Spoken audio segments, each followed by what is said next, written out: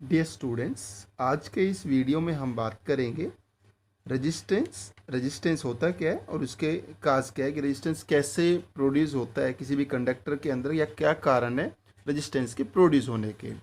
दूसरा हमारा टॉपिक होगा factors on which resistance of a conductor depend, यानी कि रेजिस्टेंस जो है कंडक्टर का वो किस किस फैक्टर के ऊपर डिपेंड करता है। जैसा कि हम पहले ओम्स लॉ में इस चीज़ को पढ़ चुके हैं कि जो V होता है V इज इक्वल्स टू होता है आई आर के इक्वल होता है। तो यहाँ पे V हमारा होता है पोटेंशियल डिफरेंस है, I is the current flowing through the conductor and R is the resistance offered by the conductor. Now we are come on the topic resistance. Resistance is the property of a conductor that it opposes the flow of electric current. यानी कि resistance क्या है? Resistance एक conductor की property है, एक उसकी विशेषता है कि वो क्या करता है, वो किसी भी जो उसके अंदर इलेक्ट्रिक करंट जो फ्लो कर रहा है उसके अंदर उसका क्या करता है, अपोज करता है। या हम यहाँ पे ये कह सकते हैं कि रेजिस्टेंस एक ऑब्स्टेकल की तरह काम करता है, यानी कि एक रुकावट की तरह काम करता है in the path of electric current, यानी कि इलेक्ट्रिक करंट के रास्ते में एक रुकावट की तरह काम करता है। This is known as the resistance and this is the definition of resistance. So resistance की डेफिनेशन आई थिंक समझ में आ गई होगी आपके कि रेजिस्टेंस क्या है। Resistance is the property of a conductor that it opposes the flow of electric current, कि ये इलेक्ट्रिक करंट के फ्लो में एक रुकावट का काम करता है। हम इसको कैसे समझ सकते हैं, देखिएगा हाउ टू अंडरस्टैंड इट। हमारे पास में यहाँ पर ये एक कंडक्टर है और इस कंडक्टर में देखिएगा यहाँ पर जो इलेक्ट्रॉन्स हैं वो अलग अलग डायरेक्शन में क्या कर रहे हैं, मूव कर रहे हैं। जब अलग अलग डायरेक्शन में मूव कर रहे हैं तो यहाँ पर ये जो डॉटेड से रिप्रेजेंट है, these are the electrons and these are moving here and there, मतलब अलग अलग डायरेक्शंस में मूव कर रहे हैं। सपोज कीजिएगा हमारे पास एक ग्राउंड है, उस ग्राउंड के अंदर बहुत सारे लोग हैं और बहुत सारे लोग हैं, अभी वो फिलहाल अलग अलग तरफ जा रहे हैं। लेकिन अगर ये सभी के सभी लोग एक साथ से क्या हो, मेन गेट की तरफ जाने लगे, जो एक ही गेट है ग्राउंड का, तो क्या होगा, एक दूसरे से कोलिजन होगा, एक दूसरे से टकराएंगे और टकराने के कारण यहां पर सेम कंडीशन ही अराइज होती है। देखिएगा कैसे, हमारे पास जब इलेक्ट्रॉन्स अलग अलग डायरेक्शन के अंदर मूव कर रहे थे तो उस कंडीशन में हमारे पास में अलग अलग रास्ते थे बहुत सारे।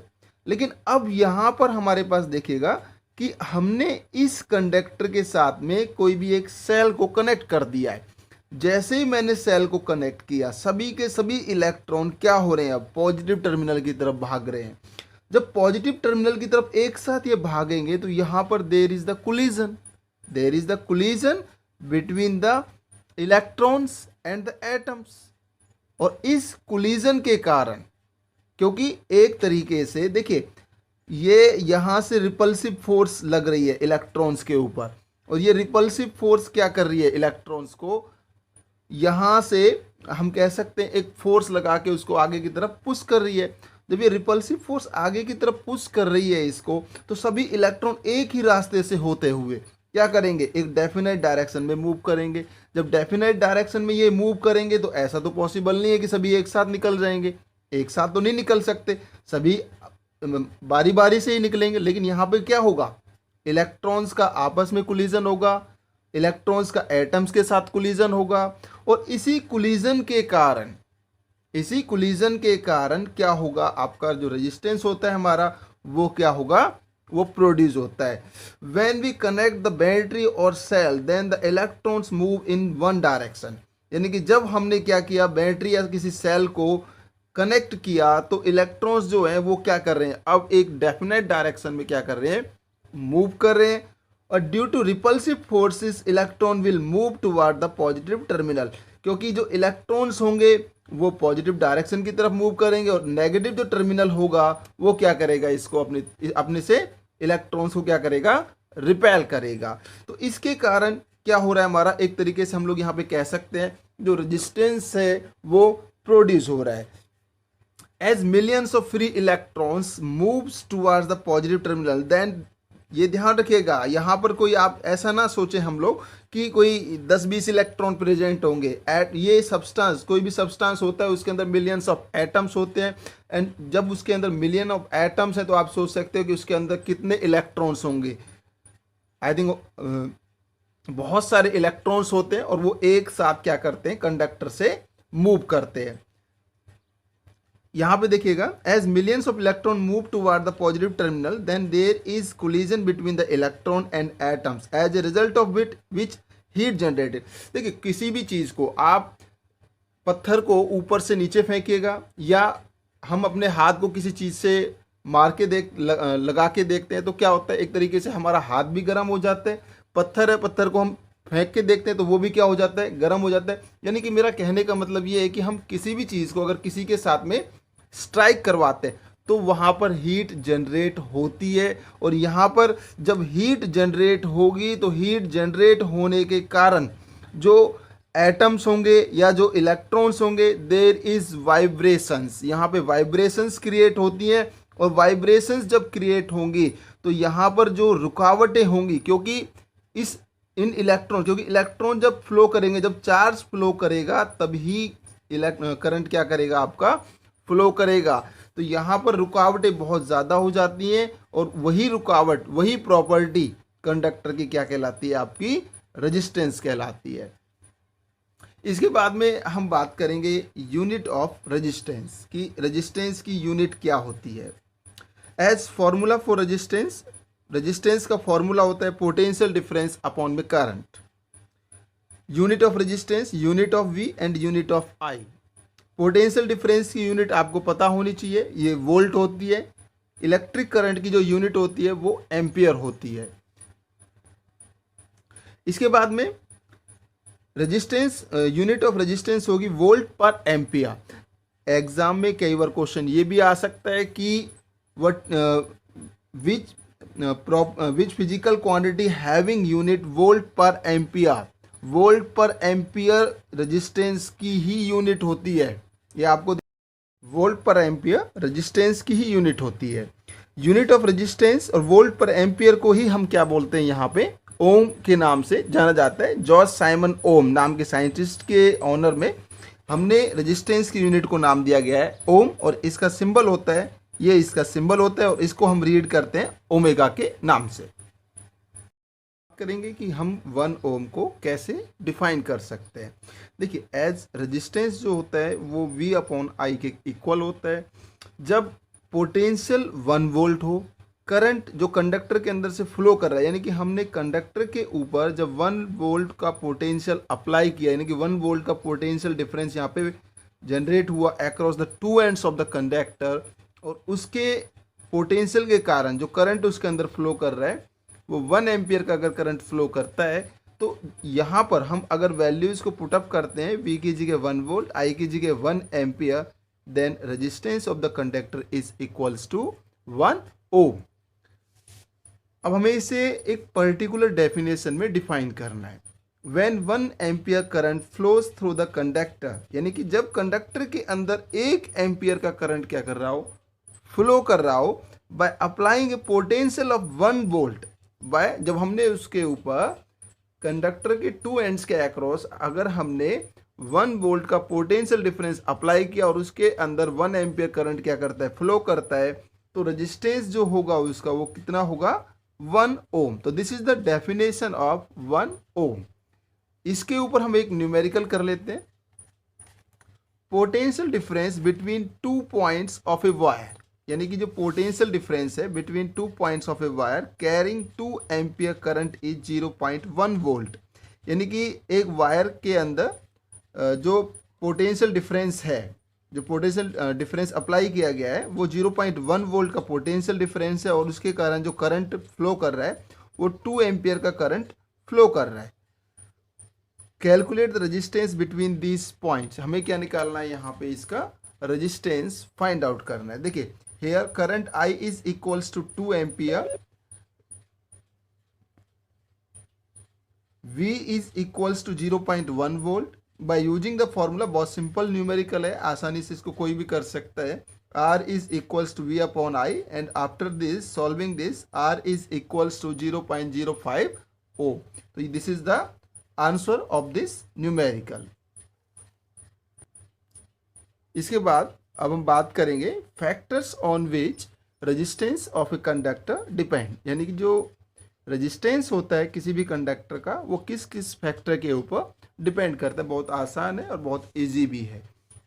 Length of the conductor, resistance जो पहला फैक्टर है जिसके ऊपर रेजिस्टेंस जो होता है वो डिपेंड करता है, पहला आता है आपका length of the conductor. R is directly proportional, this is the symbol of directly proportional. R is directly proportional to L, यानी कि डायरेक्टली प्रोपोर्शनल। यहाँ से हमें क्या समझ में आ रहा है, यहाँ से हमें ये समझ में आता है कि जैसे जैसे लेंथ बढ़ेगी कंडक्टर की, जैसे एक कंडक्टर हमारे पास है, ये कॉपर का बना हुआ वायर है, इसके द्वारा जो एक रजिस्टर, इसकी लेंथ एल है, एक दूसरा कंडक्टर है हमारे पास, अब इसकी जो लेंथ है वो 2L है। तो इनमें से रेजिस्टेंस ज़्यादा किसका होगा, जिसकी लेंथ ज़्यादा होगी उसी का रेजिस्टेंस क्या होगा, ज़्यादा होगा। ये ध्यान रखिएगा, लेंथ के ऊपर रेजिस्टेंस जो है वो लेंथ के साथ में डायरेक्टली प्रोपोर्शनल है। अगर कंडक्टर की लेंथ इंक्रीज होती है तो उसका रेजिस्टेंस भी क्या होगा, इंक्रीज होगा। अब इसमें क्वेश्चन उठता है कि क्यों इंक्रीज होगा। देखिए इसके पीछे का जो रीजन होता है वो रीजन ये है कि जो फ्री इलेक्ट्रॉन्स हैं उनको जब यहाँ से फ्री इलेक्ट्रॉन जब मोशन होगा, यानी कि जब वो एक डेफिनेट डायरेक्शन में मूव करेंगे, तो जिसकी लेंथ कम होगी उसको कम रुकावट यानी कम डिस्टेंस ट्रेवल करना पड़ेगा, लेकिन जिसकी लेंथ ज़्यादा होगी उसको ज़्यादा डिस्टेंस क्या करना पड़ेगा, ट्रेवल करना पड़ेगा। तो जिसको ज़्यादा डिस्टेंस ट्रेवल करना पड़ेगा तो उसे ज़्यादा रुकावटों का सामना करना पड़ेगा। तो इसीलिए जिसकी लेंथ ज़्यादा होती है उसका रेजिस्टेंस भी क्या होता है, ज़्यादा होता है। दूसरी बात आती है हमारा, दूसरा फैक्टर आता है हमारा area of cross section of the conductor, यानी कि जो रेजिस्टेंस होता है वो area of cross section of the conductor के ऊपर भी क्या करता है, डिपेंड करता है। लेकिन यहाँ पर जो रेजिस्टेंस है वो एरिया ऑफ क्रॉस सेक्शन के साथ में इनवर्सली प्रोपोर्शनल होता है। That is R is directly proportional to 1/a, means as thickness, यानी कि अगर रेजिस्टेंस, देखिए ये हमारे पास एक कोई भी वायर है, अगर यहाँ पर इसका एरिया बढ़ जाए या इसकी जो थिकनेस है वो इंक्रीज हो जाए तो रेजिस्टेंस भी क्या होगा, इसका इंक्रीज होगा।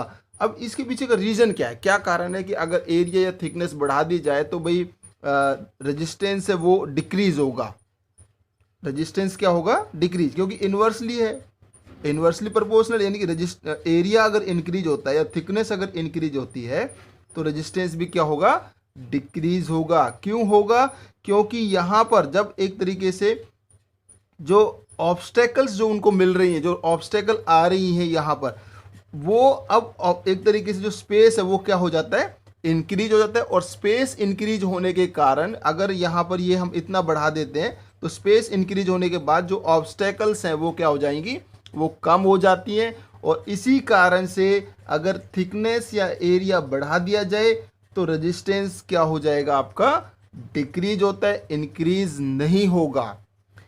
यहां पर देखिएगा as we double the area, अगर एरिया क्या कर दिया जाए, डबल कर दिया जाएगा तो रेजिस्टेंस विल बिकम हाफ, यानी कि अगर एरिया डबल होगा, एरिया अगर डबल होगा तो रेजिस्टेंस आधा हो जाएगा। और अगर if we half the area, अगर हमने एरिया को क्या कर दिया, हाफ कर दिया, तो रेजिस्टेंस क्या हो जाएगा, वो डबल हो जाएगा, यानी कि दुगना हो जाएगा। इसके बाद में नेक्स्ट फैक्टर आता है हमारा nature of a conductor, nature of the material of a conductor, यानी कि जो रेजिस्टेंस होता है वो nature of the material of a conductor के ऊपर भी क्या करता है, डिपेंड करता है। देखिए अगर हमारे पास में दो डिफरेंट टाइप के मटेरियल है, एक हमारे पास कॉपर है और एक दूसरा मटेरियल का बना हुआ कोई भी हमारे पास में एक वायर है, तो क्या उन दोनों के लिए जो रेजिस्टेंस होगा वो सेम होगा, नहीं, उन दोनों के लिए जो रेजिस्टेंस होगा वो सेम नहीं होगा। यहाँ पर अलग अलग मटेरियल के द्वारा जो रेजिस्टेंस ऑफर किया जाता है वो अलग अलग होता है। तो ध्यान रखिएगा, अलग अलग मटेरियल के लिए रेजिस्टेंस जो होगा वो कैसा होगा, वो अलग होगा और डिफरेंट होगा।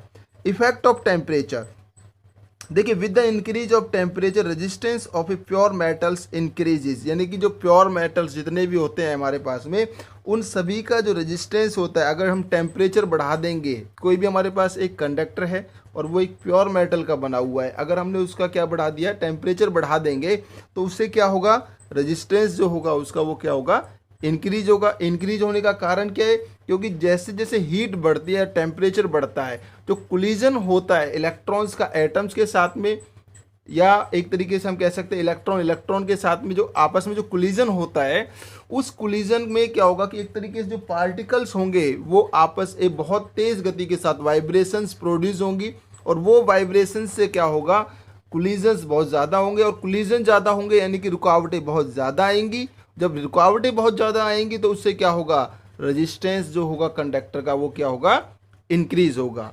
आई होप आपको ये वीडियो समझ में आ गया होगा सभी को।